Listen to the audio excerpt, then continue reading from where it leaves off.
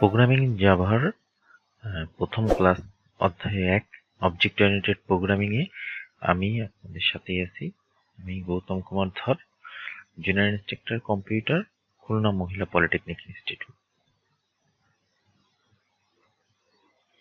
প্রথম হচ্ছে object oriented প্রোগ্রামিংটা কি। অবজেক্ট ওরিয়েন্টেড প্রোগ্রামিং হলো কিছু ফাংশনালিটি ও ভেরিয়েবল সেট এর নির্দিষ্ট প্রয়োজন মেটায় এবং নির্দিষ্ট সমস্যার সমাধান করে।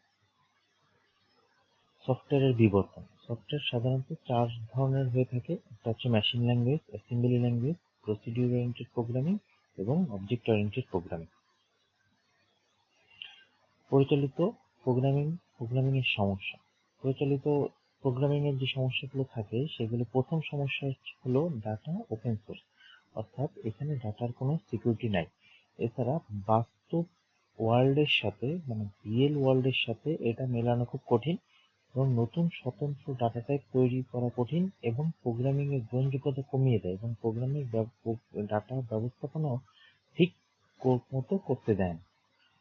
কোনো ভেরিয়েবল কোন জায়গায় কোন ভ্যালু নিয়ে কাজ করবে তা বের করাও কঠিন প্রসিডিউরালি। অবজেক্ট ওরিয়েন্টেড প্রোগ্রামিং এর বৈশিষ্ট্যগুলোর ভিতর প্রথম বৈশিষ্ট্য হচ্ছে ক্লাস। ক্লাস হচ্ছে একটা ইউজার ডিফাইন ডাটা টাইপ এবং যা বিল্ট ইন ডাটা টাইপের মতো কাজ করে।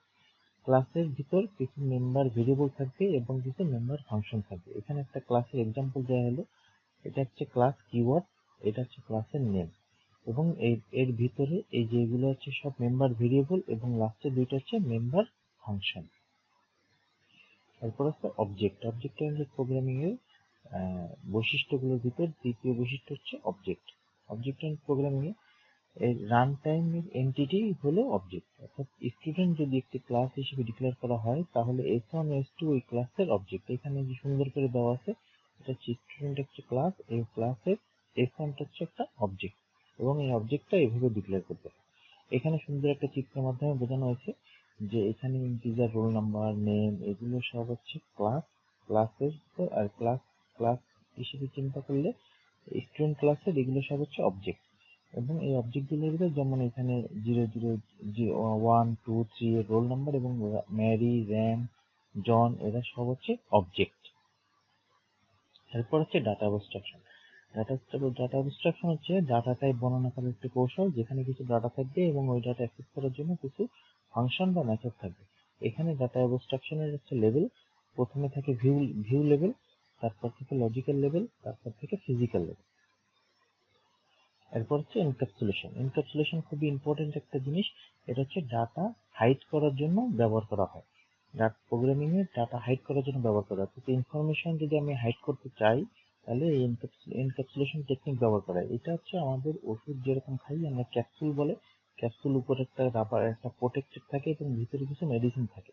এই উপরের প্রোটেক্টটাকে বলতেছি আমরা ক্লাস এবং ভিতরে যে মেডিসিন গুলো হচ্ছে মেথড ও ভেরিয়েবল।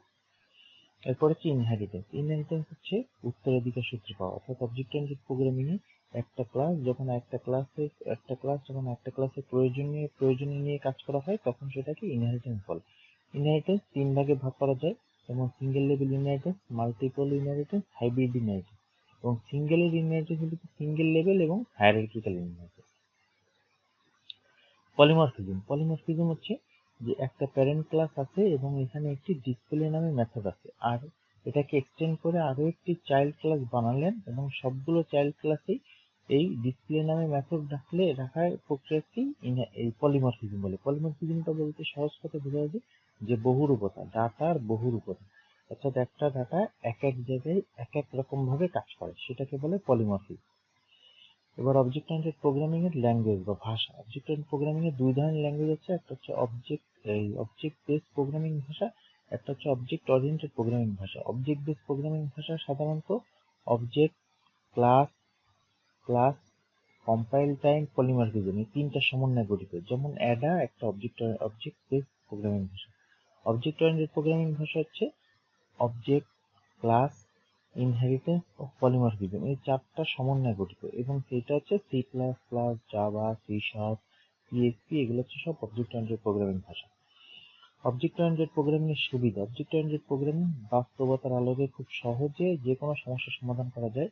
বড় সিস্টেমকে ছোট ছোট অংশে ভাগ করে ভাগগুলো একত্রে সিস্টেম ডিজাইন করা যায়।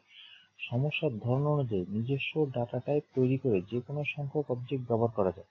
একই প্রোগ্রামে একাধিক ডাটা টাইপ অবজেক্ট ব্যবহার করা যায়। একই অবজেক্টের একাধিক রূপ ব্যবহার করা যায়। ডাটা হাইডিং এর মাধ্যমে প্রোগ্রামে ব্যবহৃত অ্যাক্সেস থেকে রক্ষা করা যায়। ইনহেরিটেন্স এর মাধ্যমে পুরাতন ক্লাসের পরিধি বাড়িয়ে নতুন ক্লাস তৈরি করা যায়। মাল্টিপল প্রোগ্রাম ডিজাইন করতে পারে এবং প্রোগ্রামের জটিলতা হ্রাস পায়। অবজেক্ট ওরিয়েন্টেড প্রোগ্রামের ব্যবহার ক্ষেত্রে real time system design, simulation modeling system, object oriented database system, object oriented distributed database system, client server system, hypertext hypermedia system, neural networking, decision part office automation, distributed system design, CIM, CAT, CAM ইত্যাদি system design.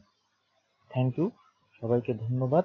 যদি কোনো question থাকে তাহলে ক্লাসের ফোরামের মাধ্যমে জানাতে পারো, অথবা আমার এই ভিডিও কমেন্ট সেকশনে জানালে আমি চেষ্টা করব রিপ্লাই দেওয়ার জন্য। ধন্যবাদ সকলকে, ভালো থাকবে, সুস্থ থাকবে।